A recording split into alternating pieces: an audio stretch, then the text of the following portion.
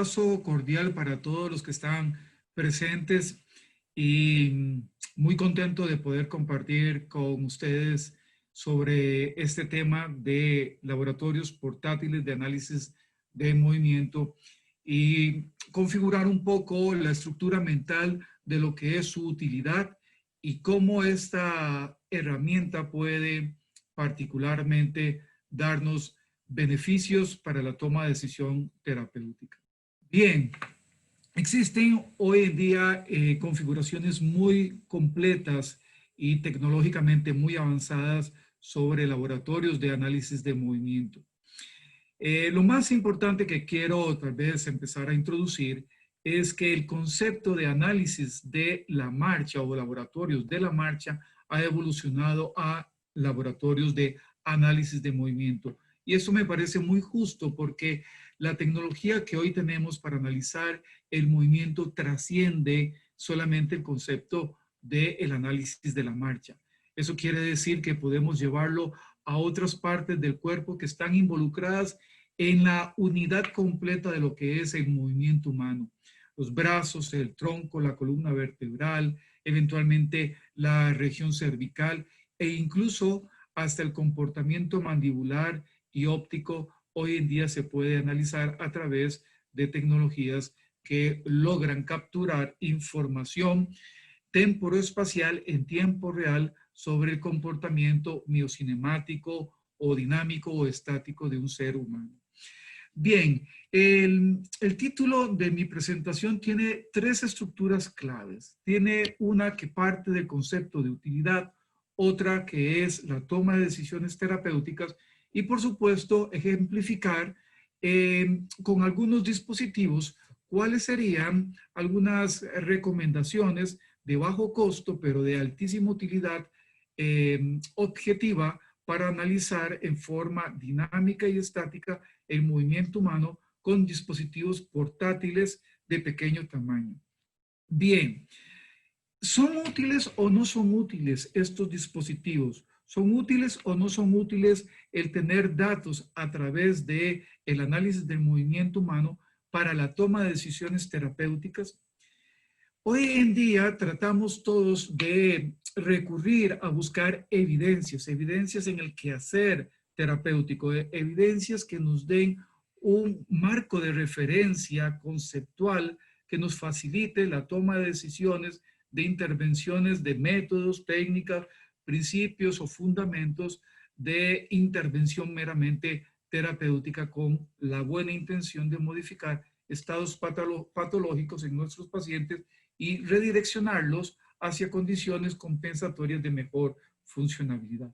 Eso en la medida de presencias patológicas. Pero hoy también tenemos grandísimas cantidades de información a través de sistemas tecnológicos de análisis de movimiento que nos permiten detectar preventivamente y tomar decisiones con respecto a desviaciones que pudieran ser riesgo de lesión o de enfermedad crónicas que pudieran manifestarse en el tiempo. ¿Qué es un análisis de movimiento? Básicamente es un procedimiento que busca capturar datos de características cuantitativas y cualitativas. En el aspecto cuantitativo, por supuesto, nos vamos a llenar de términos numéricos y en el aspecto cualitativo vamos a analizar eventualmente la descripción de esas trayectorias de movimiento convertidas muchas veces en relaciones cinemáticas o en relaciones angulares o gráficos específicos que pudiéramos obtener. Los laboratorios de análisis de movimiento hoy tienen un gran esplendor tecnológico. Generalmente están supeditados a tener un espacio diseñado básicamente para ellos, un espacio con dimensiones particulares en donde solamente están incluidos dentro de este espacio tecnología para la captura de la cinemática, de la cinética y de la electromiografía de superficie en tiempo real y en un ambiente controlado. Hoy tenemos diferentes modelos y diferentes instituciones que tienen grandísimas condiciones idóneas para el análisis del movimiento humano más allá de, como lo decía, del análisis de la marcha, que nos permiten a nosotros los clínicos tomar decisiones, sean quirúrgicas, sean ortésicas, sean protésicas, o más bien el tema hacia donde quiero enfocarlo sería básicamente hacia la oferta de intervenciones terapéuticas a través del movimiento terapéutico o del ejercicio terapéutico. Cuando abrimos buscadores internacionales y buscamos referencias acerca de resultados de cinemática, cinética, fuerzas vectoriales con respecto al suelo, procedimientos electromiográficos y resultados electromiográficos en diferentes patologías, encontramos una serie de datos que pueden ser abrumadores y que ciertamente requieren rigor científico para poder entenderlos, interpretarlos e inferir una intervención de acuerdo a la especialidad de cada uno de los profesionales que tomen estos datos. Sin embargo, todos estos datos no son solamente datos crudos y planos. Muchas veces estos datos son captura de información en tiempo real según la ejecución que está teniendo el sujeto dentro de este ambiente controlado o dentro de este laboratorio.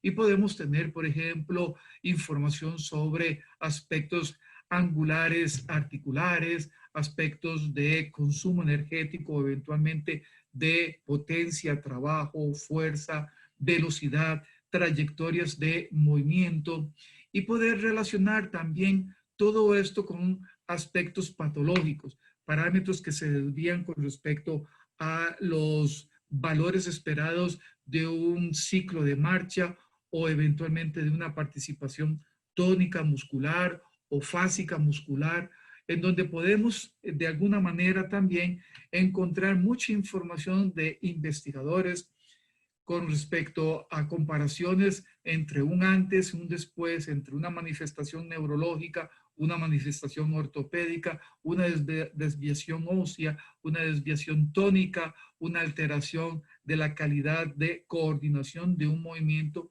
etcétera, etcétera.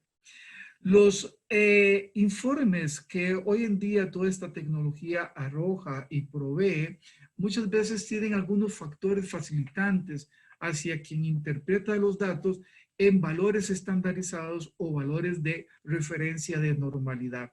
Estas franjas grises muchas veces nos indican por dónde debe estar orientado el rendimiento del paciente que se está evaluando, sea en espectros angulares, en porcentajes de ciclos de movimiento o ciclos de marcha, en trayectorias de movimiento o participaciones también de actividad mioeléctrica de grupos musculares.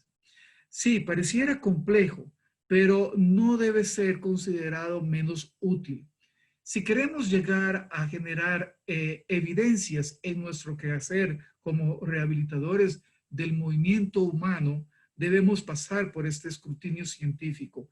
Debemos buscar evidencia objetiva más allá que del posible sesgo óptico que pudiera tener un clínico en decir que, por ejemplo, un movimiento le parece normal o una marcha le parece correcta. Los laboratorios de análisis de movimiento, sí es cierto, tienen un gran esplendor tanto en su inversión como en su distribución de espacio.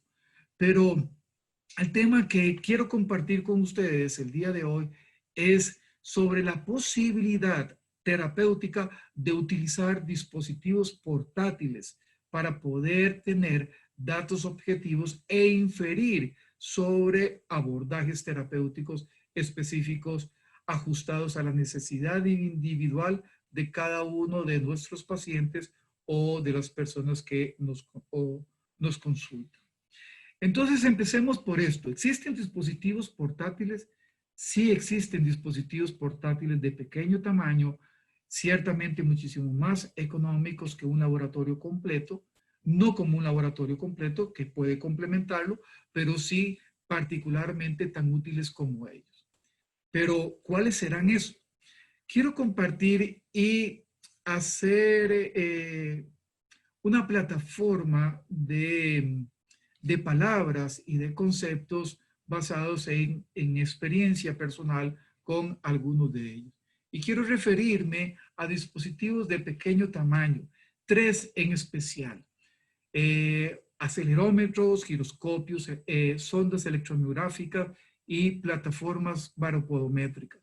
Unidades que pueden tener la versatilidad de sacarse del laboratorio de análisis de movimiento humano y llevarlo al campo o llevarlo a las áreas de desempeño real de nuestros pacientes. La variabilidad de pacientes que pueden beneficiarse van desde niños hasta adultos mayores o condiciones que pudieran ser ciertamente extremas de salud o a un alto performance deportivo si fuera el caso.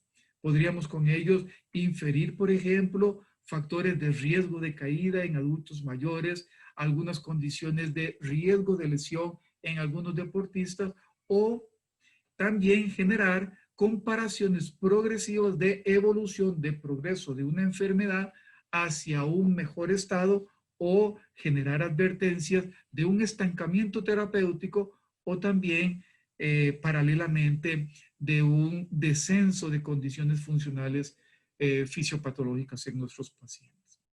Estos sensores a los que me refiero son sensores inerciales que nos permiten hacer estudios muy completos de corta duración en la captura de datos, pero de altísima aplicabilidad terapéutica, por ejemplo, en análisis de la marcha, en el análisis de la carrera, en el análisis de pruebas de levantarse y caminar para hacer un acto predictivo de riesgo de caída en algunos adultos mayores, o también en algunas aplicaciones deportivas. Sondas electromiográficas de superficie que están libres de cables que tienen información o transmiten información vía Bluetooth a un ordenador, que le dan una libertad de ejecución de movimiento al paciente cuando está siendo evaluado y que tienen una característica de tener un peso muy pequeño, de aproximadamente unos 8 gramos, los cuales no van a interferir en las ejecuciones de trayectorias específicas de movimientos a los cuales podamos someter a nuestros pacientes. Y viene a complementar esta triada interesante aquellas plataformas baropodométricas en las cuales podemos hacer estudios tanto de estabilometrías en forma estática o incluso de pruebas dinámicas, generando fuerzas reactivas hacia el suelo y analizando superficies de contacto y también presiones específicas de la planta del pie como reacciones importantes de distribución de cargas de un sujeto sobre una superficie invariable en la cual funcionalmente nos desempeñamos como lo es el suelo. Pero si estos sensores, estas triadas de dispositivos nos permiten tecnológicamente incorporar o traer incorporado protocolos funcionales, adquieren una muchísima mayor valía para el terapeuta, ya que van a facilitar procedimientos de evaluación orientadas a ciertos estándares de colocación específica o protocolos específicos, junto con la orientación de valores esperados según la antropometría de cada uno de los sujetos que puedan ser evaluados. El fin último de evaluar es alcanzar la mejor funcionabilidad en nuestros consultantes, en nuestros pacientes o particularmente en en las personas que nos consultan con respecto a lo que queremos modificar en ellas. Pero ¿para qué sirven estos dispositivos? Bueno, estos dispositivos me sirven para medir, para evaluar y también para tratar. Muchas veces nos quedamos en el esplendor de la medida y de la captura del dato. En algunas condiciones hacemos evaluaciones progresivas para poder ir viendo un antes, un durante, un después. Pero estos dispositivos también nos pueden facilitar y ayudar a generar en tiempo real correcciones de procesos terapéuticos y reorientar el tratamiento que estamos haciendo con nuestros pacientes. La ventaja de tener alta información con tecnología de pequeño tamaño que se puede colocar muy fácilmente en el cuerpo del paciente y que incluso se pueden integrar la información, por ejemplo, de una electromiografía de superficie por sondas con un sensor inercial que viene a ser un giroscopio, un acelerómetro, un magnetómetro, que va a obtener valores temporoespaciales y correlacionarlos con electromiografía de superficie, al igual que también las impresiones de fuerzas y distribución de cargas en experiencias estáticas como en experiencias dinámicas a través de plataformas baropodométricas. Todo esto lo podemos llevar a una complejidad clínica. Esta complejidad clínica puede ir de mayor a menor complejidad, pero el énfasis es incorporarlo dentro de los procesos terapéuticos, no solamente en el esplendor de medir, como lo decía antes, sino en analizar dinámicamente el desempeño del sujeto con respecto a la información que arroja a través de estos sensores y permitirle al terapeuta modificar su intervención o corregir los procesos de la terapia propuesta. Es cierto que somos adeptos a seguir ciertos métodos y ciertas técnicas. Sin embargo, la variabilidad de la condición fisiopatológica de cada uno de los sujetos lo convierte en algo individual. Y lo que es bueno para uno posiblemente no es bueno para otro. Forzar a todos los sujetos o a todos los pacientes a un solo método de tratamiento sin lograr medir el impacto de este abordaje terapéutico sobre el mismo puede inducirnos a errores.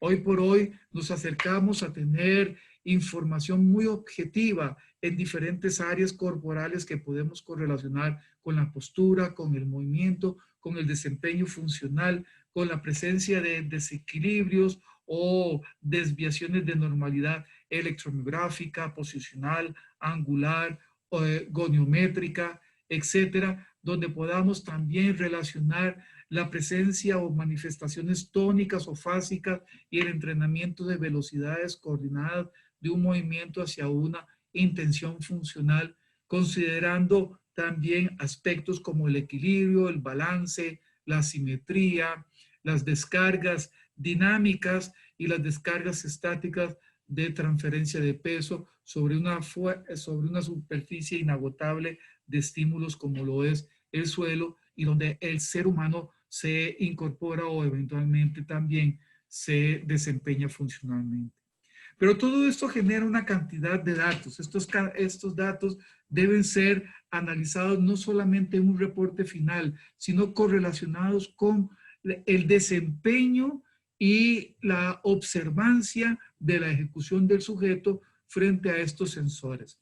Podemos hacer discriminación de aspectos cinemáticos como cinéticos, como electromiográficos y correlacionarlos también con valores temporoespaciales de la ejecución de un movimiento humano en un ambiente a través de protocolos con dispositivos que nos permiten generar objetivamente datos cuantitativos y cualitativos que van a pasar por la interpretación de criterio científico y profesional y del juicio como terapeuta que pudiera el profesional agregar hacia la inferencia de un abordaje terapéutico para alcanzar un fin o para alcanzar una corrección específica.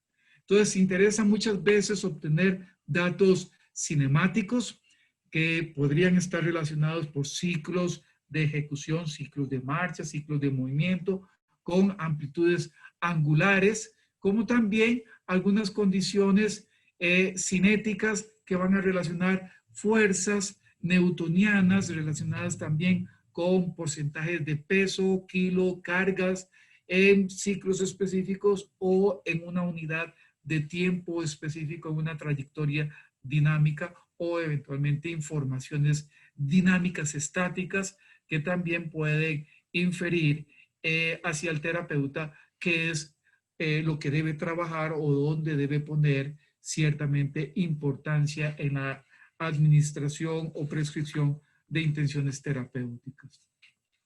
Aspectos también del momento de participaciones electromiográficas o de señales mioeléctricas con respecto a la liberación de autorizaciones centrales a nivel cortical y participaciones periféricas pueden ser capturadas y pueden inferir datos interesantes como la relación de una buena inhibición recíproca, de una buena actividad tónica, de una participación fásica específica frente a una demanda posicional o desplazamiento neuromotor de un ser humano.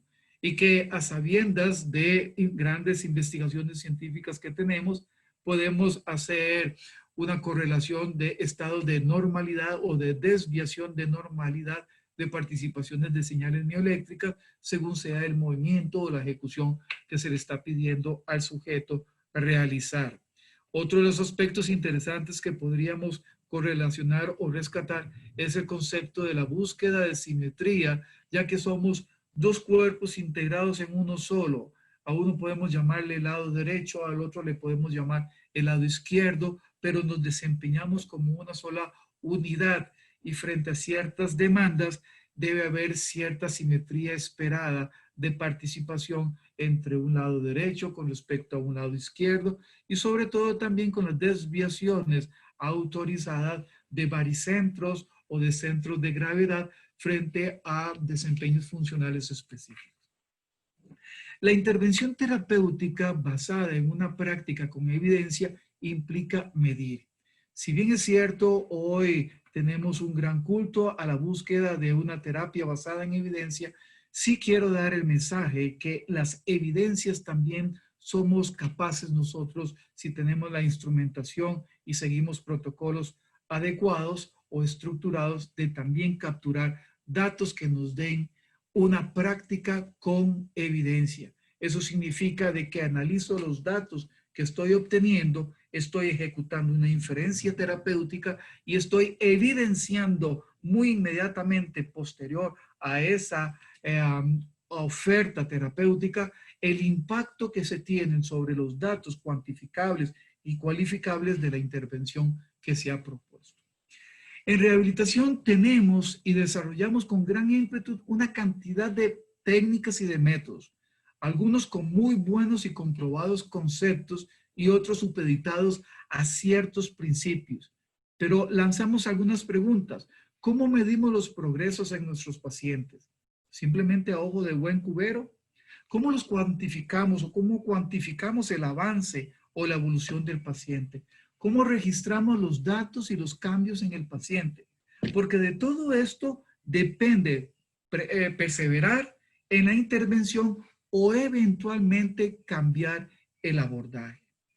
A veces es importante entrar en estados de reflexión y preguntarnos, ¿es mi intervención terapéutica igual en cada uno de mis pacientes diferentes?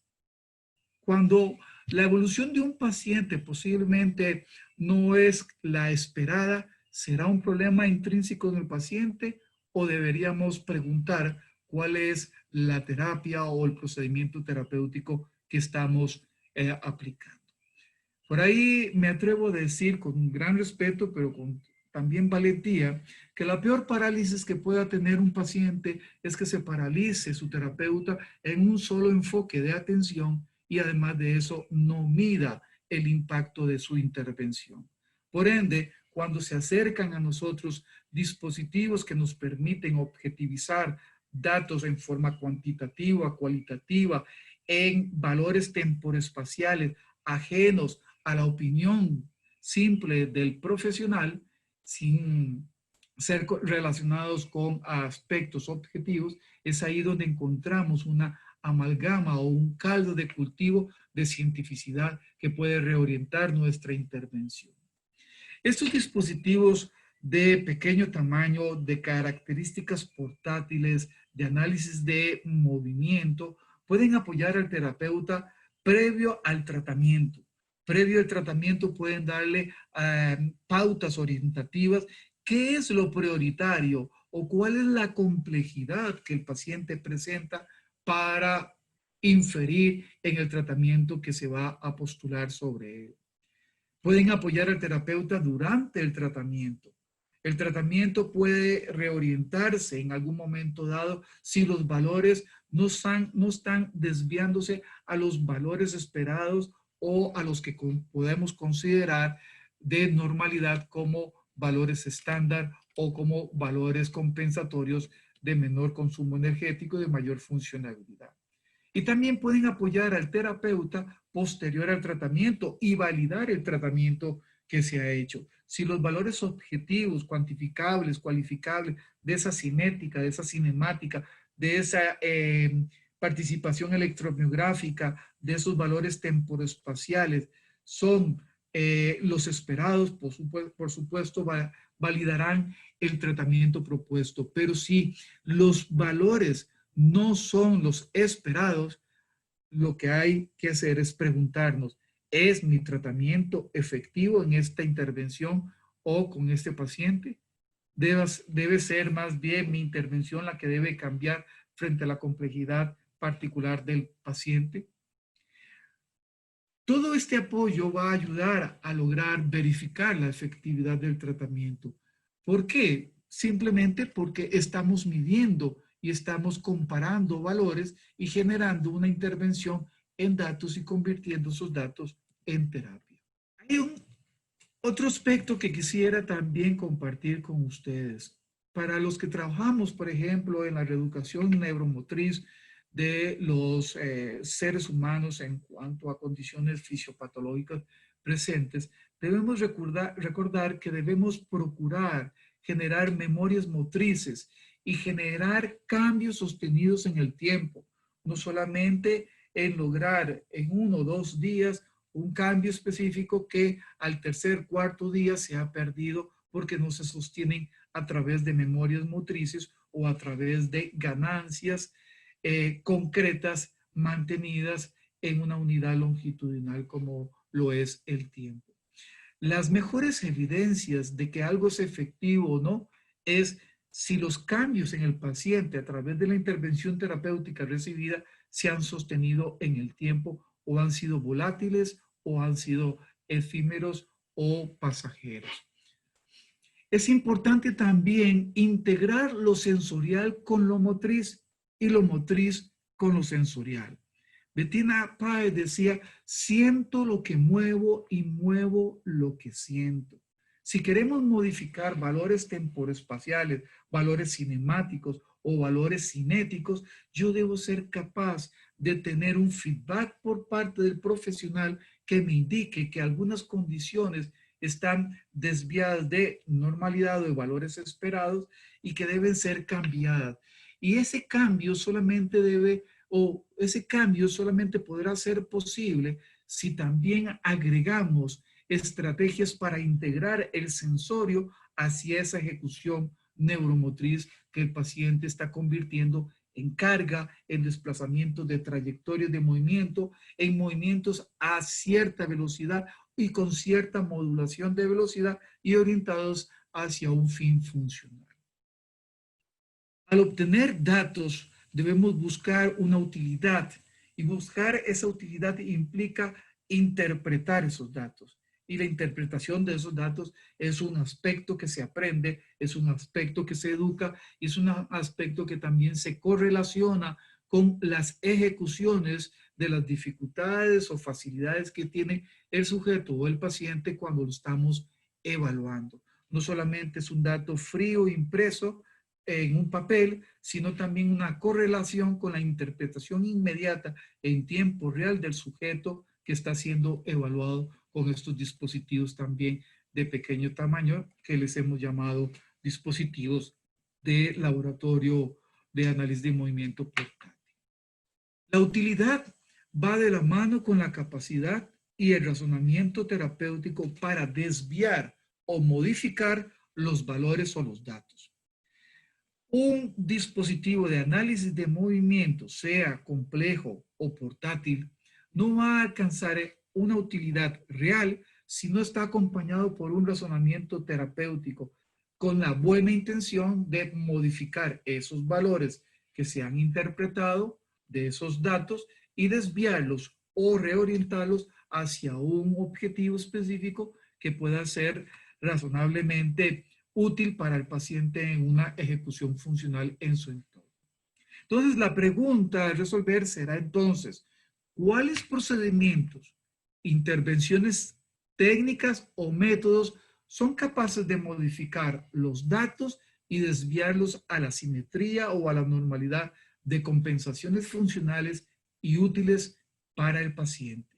La pregunta aquí no se la lleva el paciente, la pregunta aquí no se la lleva incluso la tecnología, aquí la pregunta se la lleva los procedimientos o las intervenciones terapéuticas o los métodos que estamos proponiendo como estrategia de tratamiento con ese paciente. ¿Cómo validamos que eso es correcto? ¿Cómo validamos que le son útiles para el paciente? ¿Cómo generamos un dato comparativo de que aquel valor inicial muy deficiente o con mucho déficit empieza a progresar por la técnica o el método que estamos ciertamente aplicando?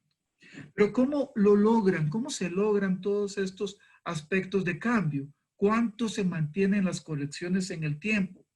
El paciente tiene derecho a los datos de sus evaluaciones y a que se le explique su estado en un lenguaje sencillo y práctico. En la medida de las posibilidades que el paciente pueda comprender que es capaz de modificar o que puede compensar o que puede particularmente mejorar su estado, debemos incorporar el reclutamiento de su voluntad para hacerlo. Porque si no, entonces nos llenamos de datos, pero no tenemos una participación activa del paciente para modificar un estado de realidad de esos datos cinéticos, cinemáticos o biomecánicos que estamos evaluando.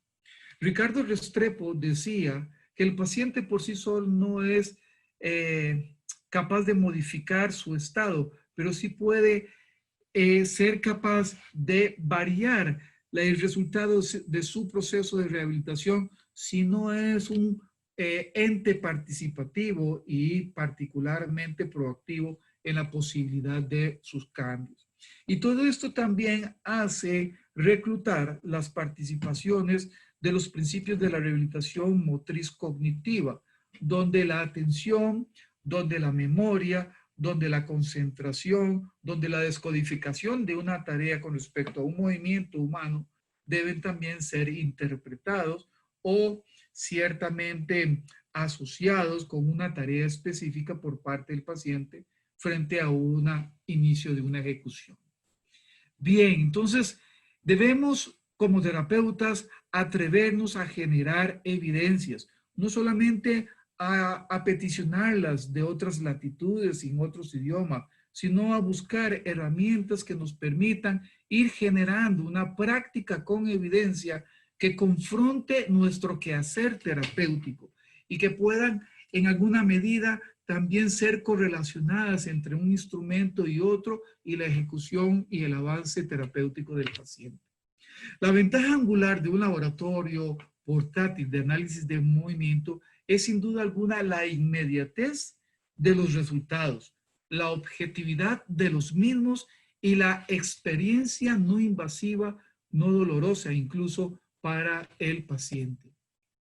Sabemos bien que nos interesan modificar muchos aspectos de las características de los movimientos que pudieran estar desviados, como por ejemplo el tiempo y la velocidad de los mismos, la amplitud cinemática de los movimientos específicos, la intención, el deseo o la autorización cortical para que se ejecute una actividad motora, el ritmo o la metaquinesis, la secuencia de cadenas sinérgicas musculares, la intensidad o fuerza de la ejecución y la manifestación temporoespacial en dirección que también pudiera tener ese movimiento.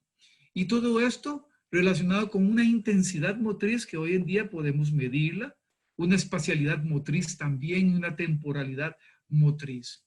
Todo esto nos va a facilitar hacer una propuesta de intervención que a través de tareas neuromotrices puedan dosificar el movimiento, puedan regular la calidad de la respuesta, puedan incentivar la participación y motivación del paciente y puedan dosificar la frecuencia de la repetición. No solamente nos interesa en dosificar o prescribir el ejercicio, muchas veces es prescribir la calidad de la ejecución, prescribir el tiempo de reposo entre ejercicio y ejercicio y prescribir algunos aspectos de la cinemática, de la cinética y de los valores temporoespaciales que pudiera necesitar el paciente ciertamente corregir.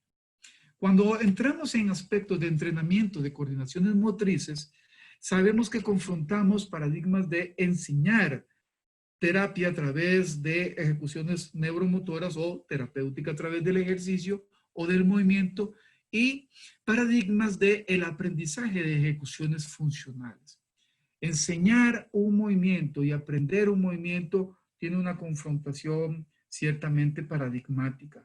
¿Me interesa más enseñar o me interesa más que el paciente aprenda una ejecución real del movimiento? Entonces planteamos una serie de preguntas. ¿Cómo se forman las memorias motrices? ¿Cómo la integran y memorizan los pacientes los movimientos? ¿Cómo los entienden? Porque a veces hay problemas de comprensión. ¿Cómo los desarrollan? Pero sobre todo, ¿cómo los utilizan frente a demandas funcionales? Sabemos que nuestros pacientes son seres interactivos e interactuantes frente a lo que hacemos con ellos como frente a lo que no hacemos con ellos. Y ellos, en la medida de las posibilidades, deben controlar sus procesos de aprendizaje, participar y darse cuenta de lo que está pasando, captar las exigencias de una tarea que se le ha propuesto, planificar y examinar sus propias realizaciones y tratar de identificar en qué aciertan o en qué se equivocan. Emplear estrategias en la medida de las posibilidades residuales del paciente para modificar aquella situación y valorar los resultados obtenidos y los errores ejecutados. Y acercar una intervención terapéutica por parte del terapeuta hacia una intervención activa donde pueda planear, elegir, iniciar, mantener, modificar, según los datos, corregir, terminar y evaluar una ejecución motriz. Hoy por hoy, estos dispositivos nos permiten también alcanzar conceptos de simetría de movimiento, análisis de capacidades de carga, fuerza, potencia de salto, coordinación, reacción, anticipación, funciones cognitivas, equilibrio, y que la lectura de nuestra intervención va a ser regular o analizar los desequilibrios que el paciente presenta, el estado de su coordinación, el concepto de simetría, su actividad tónica, la presencia de posturas antiálgicas, las alteraciones de movimiento, las alteraciones de velocidades de movimiento, las trayectorias de los mismos, la presencia de rigidez, de espasmos musculares, de hiperactividad o hipoactividad neuromuscular, las fluctuaciones tónicas, la participación de la inhibición recíproca, la distancia recorrida o aparentemente recorrida de una ejecución motora, la amplitud articular, la postura, el movimiento, el tono, la funcionabilidad, la actividad refleja, la reacción, el acto voluntario, el deseo y sobre todo el placer de la ejecución del movimiento ejecutado. El gran dilema es estimular al paciente para que responda o para que accione. Las respuestas siempre están supeditadas a estímulos. Las acciones siempre están supeditadas a aspectos de motivación que pueden ser externas o intrínsecas al paciente. De todos modos, el terapeuta debe ser un analista de sistemas, un neuroprogramador de respuestas y un motivador de acciones funcionales gratificantes que logren incorporar una estrategia de aprendizaje motriz a través de una totalidad propioceptiva donde la relación sensorio-motriz esté integrada. Eso va a implicar que el paciente pueda vivir experiencias de percepción, de reconocimiento de patrones, de condiciones estimulantes, de variables motivadoras y mediadoras, de variables de peso y de carga o de descarga, de la percepción de espacio, de la percepción de la tercera dimensión, de la constancia de tamaño, de la percepción de movimiento, del movimiento aparente, de las relaciones entre movimientos aparentes y reales, del rango de cambio de movimiento, de la percepción de trayectorias. Pero también podemos y debemos generar interrogantes iniciales. Debemos preguntarnos si nuestra intervención es suficientemente precoz, si estamos aportando actos motores fundamentales en el paciente, si nuestra intervención terapéutica es simultánea de la totalidad del cuerpo, no solamente del pie, no solamente de la mano, sino de la totalidad del cuerpo con relación a esos aspectos también terminales en relaciones de direcciones biunívocas o bidireccionales.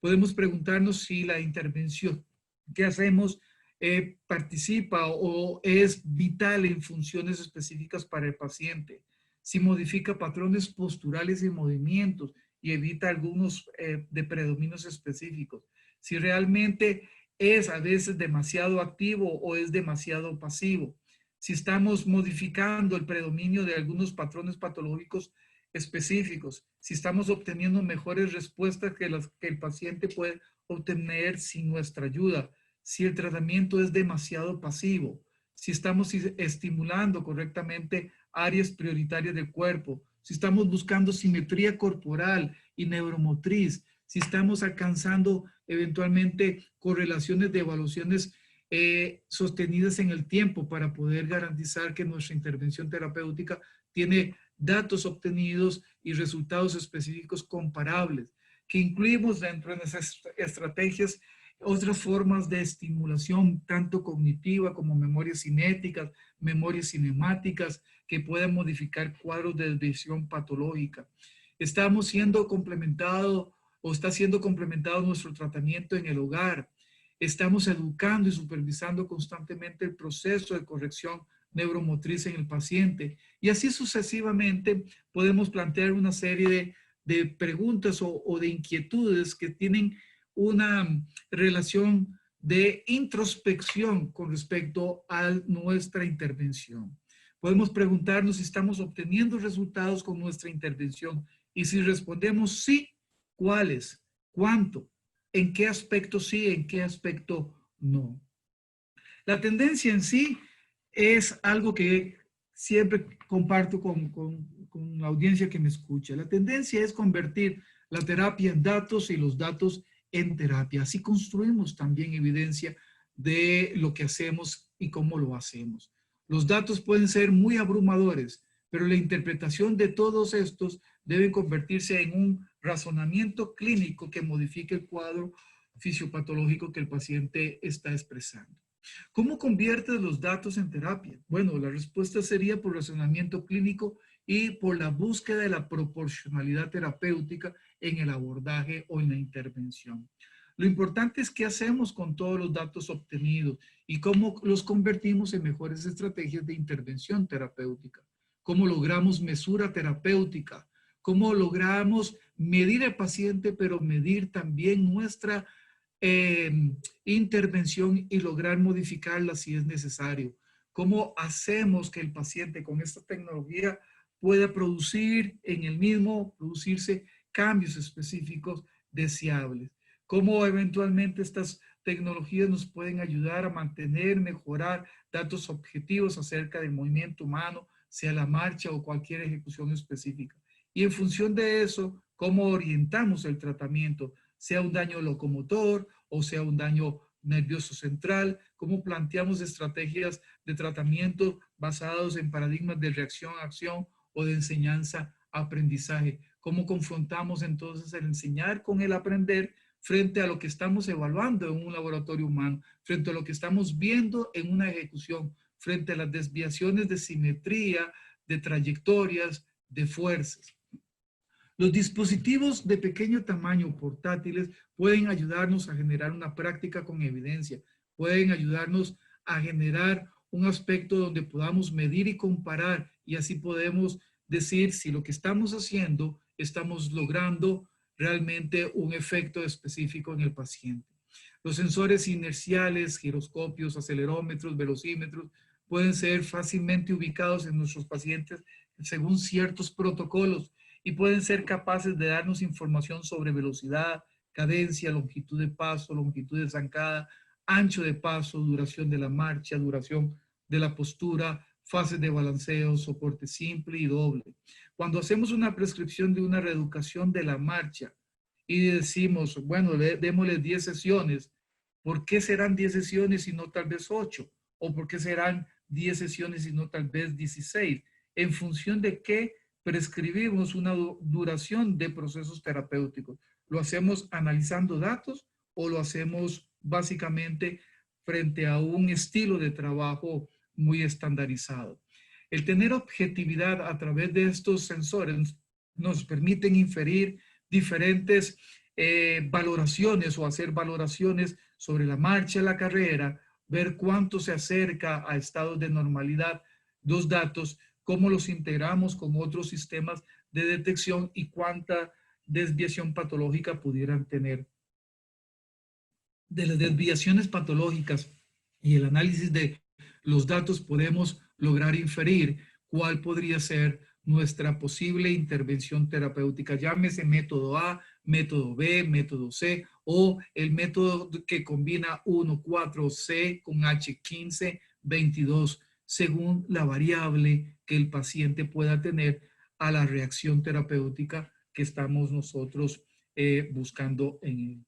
El análisis de la carrera en deportistas, el análisis pliométrico. Por ejemplo, en el caso de nuestra clínica hemos hecho análisis pliométrico en pacientes con Parkinson, al igual que también en lesiones y recuperaciones de cirugías ortopédicas como la reconstrucción o plastías de ligamentos cruzados anteriores, etc. El combinar, por ejemplo, estos giroscopios o acelerómetros ubicados en la cintura del paciente con plataformas de fuerza pueden enriquecer los datos que vamos a obtener y pueden darnos índices de simetría, de fuerza de propulsión, de acelerometría o de velocidades y trayectoria, de flexiones angulares a nivel de pelvis y el comportamiento del baricentro, del análisis de las fluctuaciones de cada paso o de cada ejecución, por ejemplo, de apoyo o fase de apoyo en un sujeto siendo valorado en marcha, las desviaciones de valores mayores e inferiores. Y interesante que también estos dispositivos nos favorecen la posibilidad de ir viendo el progreso que el paciente tiene. En este caso, por ejemplo, podemos analizar 4 evaluaciones y podemos ver cómo la primera, segunda, la tercera tenían valores diferentes a una cuarta. La cuarta obedeció básicamente a cambios estratégicos de la intervención terapéutica según el razonamiento terapéutico del profesional que está atendiendo al paciente. Las inclinaciones pélvicas en aspectos tridimensionales anteroposteriores, en aspectos axiales a nivel de ejes longitudinales con respecto al suelo o variaciones laterales de la inclinación de pelvis pueden implicar que hagamos algunos ajustes de intervención terapéutica para modificar incluso esos valores de trayectorias o grafías o curvas o morfología de curvas de los reportes, al igual que también índices de simetría o asimetría o desviaciones de valores de los rangos de normalidad esperados o de los porcentajes esperados. Todo esto es posible, por ejemplo, con este giroscopio llamado G-Walk, que es de altísima utilidad y que en menos de unos 15, 20 segundos, después de haber iniciado ciertas pruebas, podemos obtener ya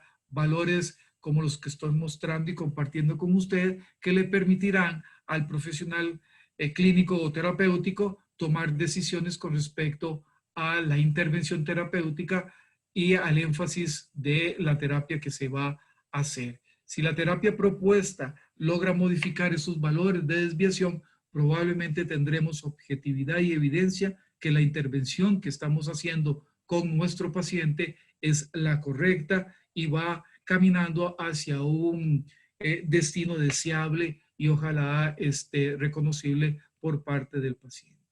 Medir para poder comparar siempre será importante. Utilizar dispositivos de este tamaño nos van a permitir analizar una serie de valores que van a reformular o a reconceptualizar la intervención terapéutica que estamos haciendo con nuestro paciente y que muchas veces van a validar en cierta manera si la elección del método, la técnica escogida para la diferencia fisiopatológica de la condición que el paciente expresa es la acertada para él o debe ser cambiada o debe ser modificada hacia otros valores o hacia otro enfoque de intervención.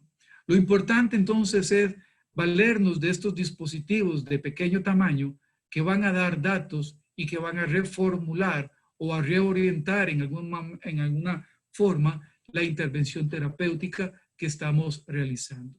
Pero estos dispositivos no solamente se hacen en ambientes controlados, se pueden llevar a ambientes abiertos. Son dispositivos de pequeño tamaño que podemos llevarlos incluso a un pasillo, al hogar del paciente. Podemos hacer evaluaciones incluso en ambientes reales, como por ejemplo cuando el sujeto se desplaza por una calle o transita por una acera o va al supermercado, y mancomunadamente y transdisciplinariamente podemos analizar los datos obtenidos y plantear intervenciones de prevención, por ejemplo, en el riesgo de caídas o, eh, o en el acto de sufrir ciertos accidentes, o buscar un mejor reacondicionamiento del paciente para evitar lo predecible y facilitar una vida muchísimo más satisfactoria al paciente, donde podamos ir analizando valores de riesgo evidente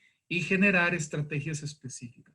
Estos giroscopios pueden ser relacionados también con electromiografía de superficie, que nos va a generar datos objetivos en señales inalámbricas hacia un computador, en donde podemos seguir ciertos protocolos de localización y colocación de estas sondas electromiográficas en diferentes grupos musculares que queremos estudiar y que en tiempo real van a transmitir una señal que puede ser correlacionada con el método o la técnica neuromotriz que estamos utilizando o que estamos aplicando sobre el paciente, para interpretar si la señal electromiográfica se da en el tiempo donde debería darse o eventualmente se sostiene más allá o está anticipada.